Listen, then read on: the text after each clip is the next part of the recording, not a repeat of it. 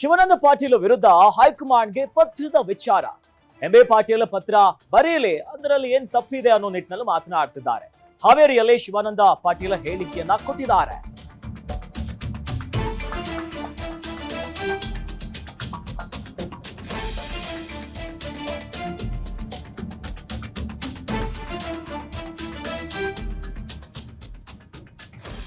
ಹಾವೇರಿಯಲ್ಲಿ ಶಿವಾನಂದ ಪಾಟೀಲ್ ಹೇಳಿಕೆ. ಯಾವಾಗ್ಲೂ ರಾಜಕಾರಣದಲ್ಲಿ ಗೆಳೆಯರು ಇರ್ತೀವಿ, ರಾಜಕಾರಣಿಗಳು ನಾವು ಯಾವಾಗ್ಲೂ ಕೂಡ ಜಗಳ ಆಡ್ತೀವಿ.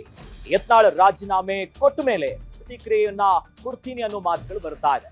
ನಾನು ಈಗಲೂ ಕೂಡ ಗಡುವನ್ನ ಹಾಕಿಲ್ಲ, ಮುಂದೆಯೂ ಕೂಡ ಹಾಕಲ್ಲ.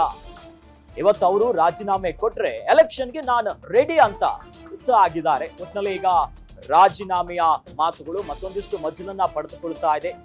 ಯತ್ನಾಳ್ ಅವರು ಹಾಕಿದಂತ ಸವಾಲನ್ನ ಸ್ವೀಕರಿಸಿ ಈಗಾಗಲೇ ರಾಜೀನಾಮೆಯನ್ನ ಕೊಡೋದಕ್ಕೆ ಸ್ಪೀಕರ್ ಬಳಿ ಹೋಗ್ತಾರೆ. ಅದಾದ್ಮೇಲೆ ಆ ರಾಜೀನಾಮೆಯನ್ನ ಸ್ವೀಕರಿಸಿದ್ದಾರೆ. ಬಟ್ ಮತ್ತೆ ಈ ವಿಚಾರಕ್ಕೆ ಸಂಬಂಧಪಟ್ಟಂತೆ ಶಿವಾನಂದ ಪಾಟೀಲ್ ಒಂದಿಷ್ಟು ಮಾತಾಡಿದ್ದಾರೆ. ಅಂದ್ರೆ ಯಾವಾಗ್ಲೂ ಒಂದಿಷ್ಟು ಫ್ರೆಂಡ್ಸ್ ಆಗಿರ್ತೀವಿ, ರಾಜಕಾರಣಿಗಳು ನಾವು ಯಾವಾಗ್ಲೂ ಕೂಡ ಜಗಳ ಆಡ್ತೀವಿ ಅನ್ನೋ ನಿಟ್ಟಿನಲ್ಲಿ ಸೊ ಗಡುವು ಕೊಡಲ್ಲ, ಮುಂದೆ ನೋಡೋಣ ಏನಾಗುತ್ತೆ, ಯಾವ ರೀತಿಯಾಗಿ ತಿರುವನ್ನ ಪಡೆದುಕೊಳ್ಳುತ್ತೆ. ಹಾಗಾಗಿ ಇವತ್ತು ರಾಜೀನಾಮೆ ಕೊಟ್ಟರೂ ಕೂಡ ಎಲೆಕ್ಷನ್ಗೆ ನಾನು ಸಿದ್ಧನಾಗಿದ್ದೇನೆ, ಹಾಗಾಗಿ ಇಂಥ ಡೇಟ್ಗೆ ಮಾಡಬೇಕು, ಹೀಗೆ ಆಗಬೇಕು ಅನ್ನುವಂತ ಗಡುವು ಹಾಕಲ್ಲ ಅನ್ನೋ ಮಾತುಗಳನ್ನ ಶಿವಾನಂದ ಪಾಟೀಲ್ ಹೇಳಿದ್ದಾರೆ. ಯಾರು ರಾಜಕಾರಣದಲ್ಲಿ ಯಾವಾಗಲೂ ಗೆಳೆಯರು ಇರ್ತೀವಿ, ಯಾವಾಗೂ ಮಿತ್ರನೂ ಅಲ್ಲ, ಯಾರು ಶತ್ರುನೂ ಅಲ್ಲ. ಓಕೆ, ಈ ರೀತಿಯಿಂದ ಜಿಲ್ಲೆಯ ಮಾನ ಹರಾಜಾಗ್ತಾ ಇದೆ ಅನ್ನೋ ಮಾತನ್ನ ಸ್ವಪಕ್ಷದ ವಿರುದ್ಧನೇ ಇದರಲ್ಲಿ ನೀವು ಸೇರಿಸ್ತಾ ಇದ್ದೀರಿ ಇದನ್ನು. ಇಲ್ಲ ಸರ್, ಅದು ಅವ್ರಿಗೆ ಕೇಳಿ ಯಾವ ವಿಷಯದಲ್ಲಿ ಆಗಿದೆ. ಈಗ ನೀವೇನು ಹೇಳಿದ್ರಿ, ನನ್ನ ಬಗ್ಗೆ ವರಿಷ್ಠರಿಗೆ ಪತ್ರ ಬರೀತೀನಿ, ಅಷ್ಟರ ಮಟ್ಟಿಗೆ ಮಾತ್ರ ನಾನು ಮಾತಾಡಿ. ಅದು ನೀವು ರಾಜಕಾರಣ ಇದರಲ್ಲಿ ಮಾಡಬಾರ್ದು. ನಾವು ರಾಜಕಾರಣಿಗಳು ಜಗಾಡ್ತೀವಿ.